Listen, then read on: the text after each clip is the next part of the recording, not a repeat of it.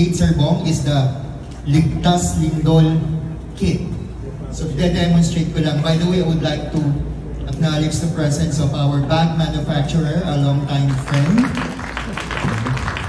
Pompey Manalang. Siya po ang gumagawa ng ating mga bag at yan po ay matitibay. So if you open this, it opens 180 degrees. Clear.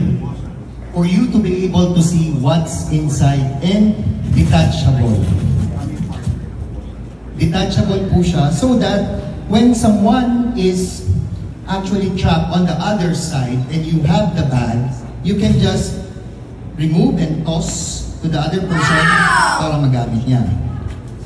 Ang mga laman po niya are basic supplies like first aid, but let me just delve into the bag. Bakit po ganyan ang itsura niya? Bakit po single sling? Single sling because there is a probability that you will need to crawl tight spaces.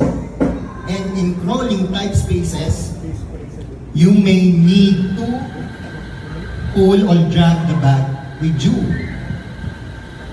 Kaya single sling lang siya.